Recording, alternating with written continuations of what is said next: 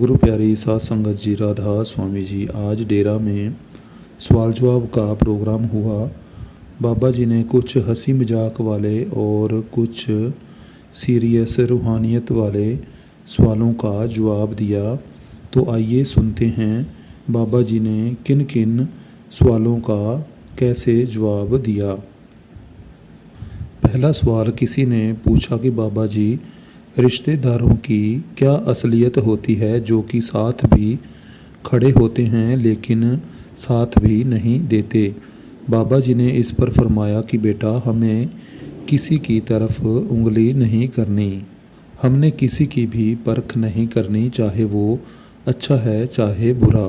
हमने तो अपनी तरफ से हमेशा अच्छा करना है।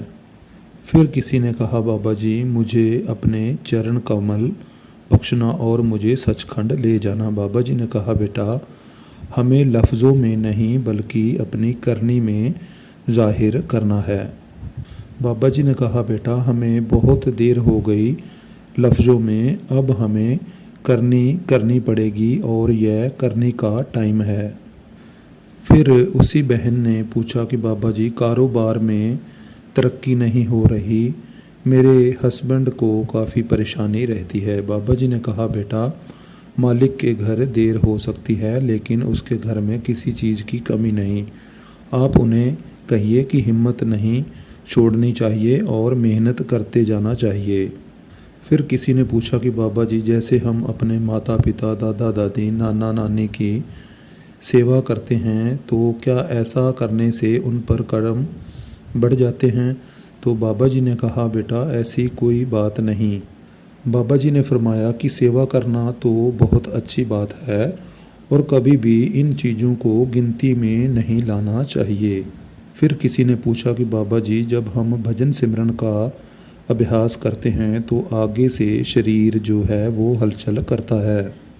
बाबा जी ने कहा, बेटा, यह हमारे मन को आदत बनी हुई है और यह हमें तंग करता है, लेकिन हमें तो बस अपने ध्यान को जिस तरह समझाया जाता है उसी नुक्ते पर एकाग्र करना है। जैसे जैसे हम सही तरीके से भजन सिमरन करते जाएंगे तो अपने आप फिर आदत बन जाएगी। फिर किसी ने सवाल किया कि बाबा जी, आप मुझे अपनी शरण में ले लेना और आप मुझे बख्श भी देना। बाबा जी ने फरमाया कि अब बेटा, हमें अपने आप को बख्शना है और जो जो हमने कर्म किए हैं वो तो बेटा हमें भुगतने ही पड़ेंगे। फिर किसी ने यह भी पूछा कि क्या बाबा जी, इस बार हमारा बेड़ा पार हो जाएगा? तो बाबा जी ने कहा कि बेटा, चाहे हम सारी उम्र लगे रहें, कर्म तो तब भी हमारे ख़त्म नहीं हो सकते। हमें तो पहले मेहनत करनी पड़ेगी, फिर कहीं जाकर हमारा बेड़ा पार होगा। फिर किसी ने कहा कि बाबा जी, कई बार कुछ लोग गलत बोलते हैं और हम सारा दिन ही उसी बात को सोचते रहते हैं जिससे हमारा सारा दिन खराब हो जाता है। बाबा जी कहते कि बेटा, हमारे मन पर तभी किसी बात का प्रभाव पड़ता है जब हम किसी बात को अहमियत देते हैं। अगर आपको कोई गलत भी बोले तो आप उस पर बिल्कुल भी ध्यान मत दें।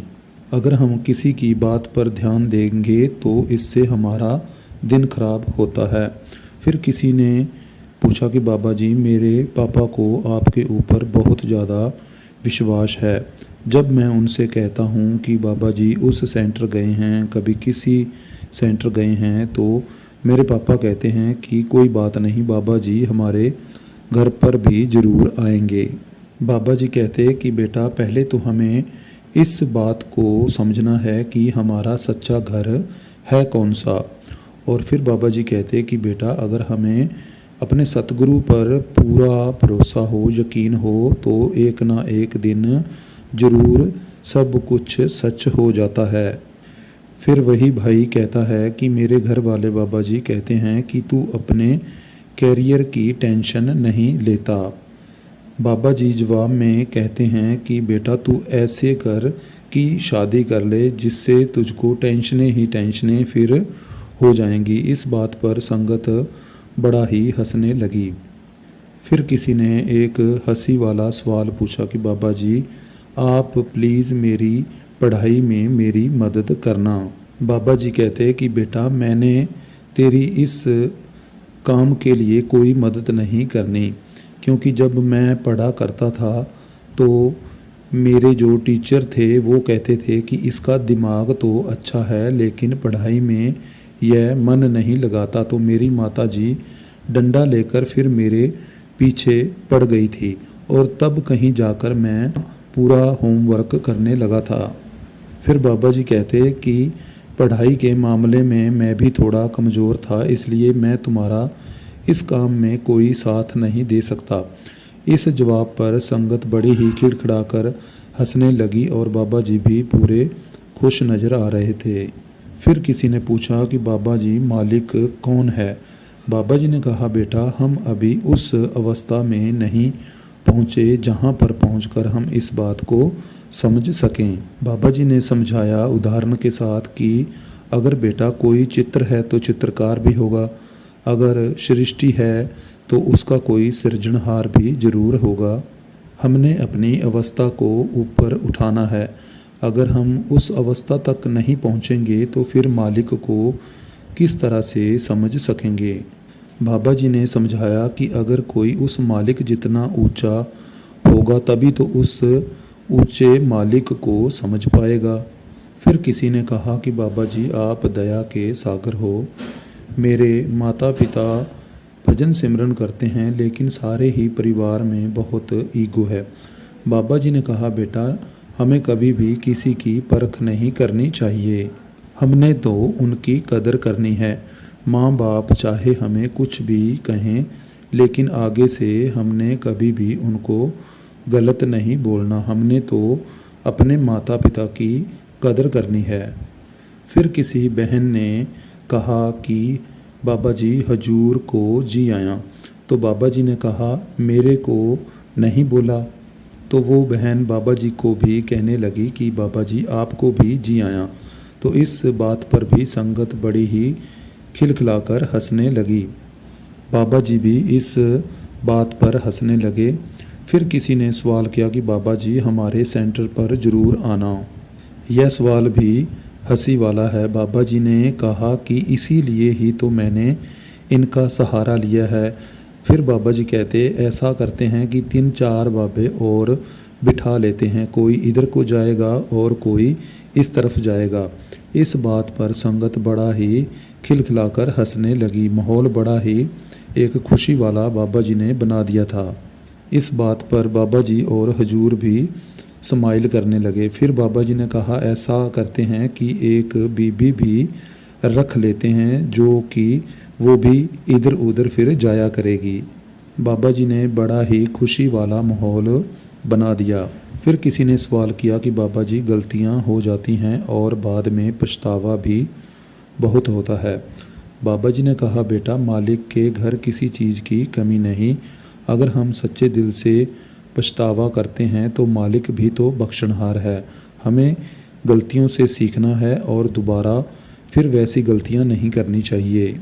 फिर किसी ने पूछा कि बाबा जी एक बुक है जो कि है जीवत मरिए भवजल तरिए, इसका क्या अर्थ है? बाबा जी ने इसके बारे समझाया कि हमारा पार उतारा किस तरह से हो सकता है। बाबा जी ने समझाया कि जब हम ध्यान एकाग्र करेंगे और जीते जी मरना सीखेंगे जो कि संत मत का नियम है, तभी हमें इस बात की समझ आएगी और इस संसार से फिर कहीं जाकर पार उतारा होगा। फिर किसी बहन ने कहा कि बाबा जी मेरी नवंबर में शादी है, आप मुझ पर दया करना। बाबा जी ने बड़ा ही हंसी वाला जवाब दिया कि तू यह क्यों नहीं कहती कि आप मुझे ऐसी दया करना मुझ पर कि मैं अपने पति को दबाकर रख सकूं। इस बात पर संगत बहुत हंसी और बाबा जी भी स्माइल कर रहे थे। फिर वो बहन कहती है कि बाबा जी आप मेरी शादी पर आओगे? तो बाबा जी कहते हैं कि मैं तो सिर्फ भोगों पर जाता हूँ। तो इस बात पर भी संगत बहुत हंसने लगी। फिर वो बहन कहती है कि बाबा जी अगर आप एक बार शादी पर भी आओगे तो आपको बहुत ही अच्छा लगेगा। फिर किसी ने कहा कि बाबा जी मेरी सारी फैमिली संतमत पर चलना चाहती है और कोशिश करती है, लेकिन सभी में बहुत ईगो है। बाबा जी ने कहा, बेटा हमें तो अपने आप को सही रखना है, किसी की तरफ हमें उंगली नहीं उठानी चाहिए। फिर किसी ने कहा कि बाबा जी आज आप बहुत सुंदर लग रहे हो। बाबा जी ने कहा, सिर्फ आज, क्या मैं कल नहीं लग रहा था? तो उसने कहा, नहीं नहीं बाबा जी।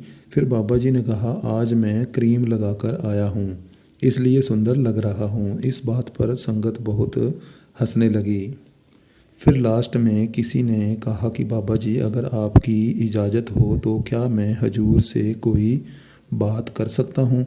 तो आगे से बाबा जी ने कहा, क्या बात है? बाबा जी ने कहा कि अभी तो सारी उम्र पड़ी है बात करने के लिए। फिर वो भाई साहब कहता कि हमने हजूर की आवाज़ सुननी थी। बाबा जी ने फिर कहा, पहले मेरी तो सुन लो कि मैं क्या कह रहा हूँ। इस बात पर संगत फिर बहुत हंसने लगी। माहौल आज बड़ा ही सुंदर था। तो साथ संगत जी, यह थे आज के कुछ बहुत ही ख़ास और हंसी मजाक वाले, रूहानियत वाले सवाल जवाब। राधा स्वामी जी।